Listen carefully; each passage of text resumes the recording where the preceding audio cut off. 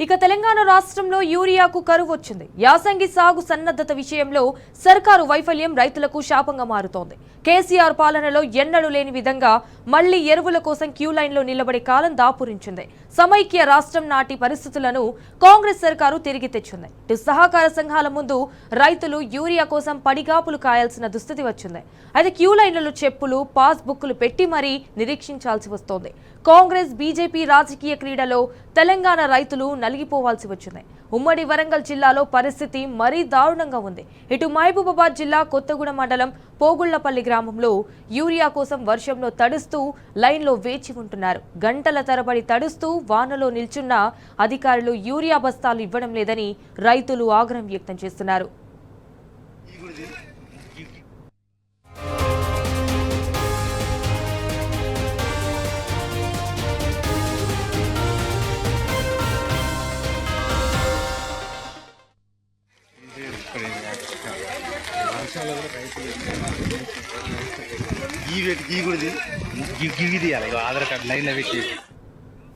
నటిగా దీనికి సంబంధించి మరిన్ని డీటెయిల్స్ మా ప్రతినిధి రవికాంత్ ఫోన్ ద్వారా అందిస్తారు. రవికాంత్, చెప్పండి. రైతాంగం వానాకాలం సీజన్కి సంబంధించినటువంటి యూరియా కోసం తీవ్రమైనటువంటి ఇబ్బందులు అయితే ఎదుర్కొంటున్నారు. రిపీటెడ్ గా అధికారులు రాష్ట్ర ప్రభుత్వం తీసుకెళ్ళినా కూడా ఆ సమస్యకు పరిష్కారం చూపించడం లేదు. ప్రధానంగా కేంద్ర ప్రభుత్వం నుంచి రావాల్సినటువంటి యూరియాలో కూడా కోత తెలుస్తా ఉంది. ఈ క్రమంలోనే రైతాంగానికి సరిపడినంత యూరియా అందని తరుణంలో రైతాంగం బారులు తీరి కనిపిస్తా ఉన్నారు. గత 3-4 రోజుల నుంచి ఉమ్మడి వరంగల్ జిల్లా వ్యాప్తంగా వర్షాలు భారీ ఎత్తున కురుస్తా ఉన్నాయి. ఈ క్రమంలోనే రైతాంగానికి సంబంధించి యూరియా కోసం మరొకసారి బారులు తీరి క్యూలైన్లో కనిపిస్తా ఉన్నారు.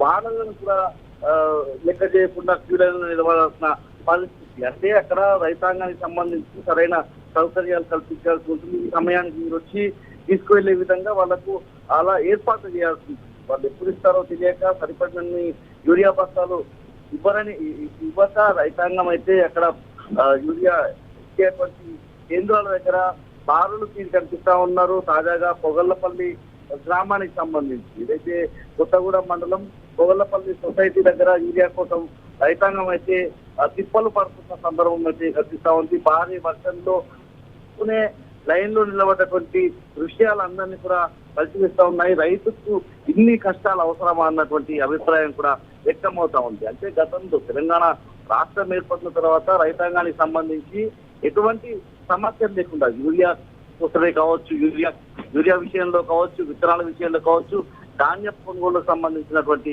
విషయాలకు సంబంధించి ఒక ప్రణాళికాబద్ధంగా ఉండే పరిస్థితి ఉండేది. గతంలో కాంగ్రెస్ 10 ఏళ్ల క్రితం అధికారంలో ఉన్నప్పుడు ఎలాంటి రోజులైతే రాష్ట్రంలో కనిపించేవో, ఉమ్మడి వరంగల్ జిల్లాలో కనిపించేవో మళ్ళీ అవే పరిస్థితులు ఉత్పన్నమవుతా ఉన్నాయి. ఎక్కడికక్కడ చెప్పులు క్యూలైన్లో పెడతా ఉన్నారు, ఆధార్ కార్డులను క్యూలైన్లో పెట్టే సందర్భాలు మనం చూస్తా ఉన్నాము. మహబూబాబాద్ జిల్లాకు సంబంధించి కొత్తగూడెం మండలం ఇదైతే పొగళ్లపల్లి సొసైటీ దగ్గర ఇది రిపీటెడ్ గా 4వ-5వ సారికి సంబంధించి రైతాంగం ఇబ్బందులు పడుతున్న సందర్భం కూడా మనం చూస్తా ఉన్నాము.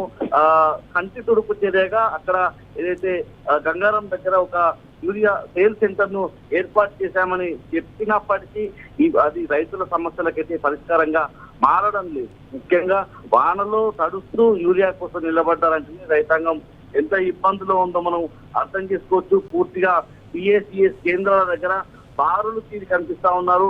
ఒకవైపు యూరియా కోసం ఇబ్బందులు పడడంతో పాటు ధరల విషయంలోనూ 50 నుంచి 75 రూపాయలు ఎక్కువకు అమ్ముతున్నారన్నటువంటి అంశాన్ని రైతాంగం వ్యక్తం చేస్తా ఉన్నారు. ఇదే పొగళ్లపల్లి సెంటర్ దగ్గర పిఎస్సిఎస్ కేంద్రం దగ్గర ఉదయం 5 గంటలకు 6 గంటలకు వచ్చి నిలబడతా ఉన్నాము. దూరంలో ఉన్నటువంటి గ్రామాలకు సంబంధించి 3-4 గంటలకు ఉదయం వచ్చి నిలబడ్డప్పటికీ సరైన సమయానికి ఇవ్వడం లేదు. రోజంతా కూడా వెయిట్ చేయాల్సి వస్తా ఉందన్నటువంటి అంశాన్ని రైతాంగం వ్యక్తం చేస్తా ఉన్నారు. దాంతో పాటు ఏదైతే ఒక రైతుకు 2 బస్తాల వరకే ఇస్తున్న పరిస్థితి.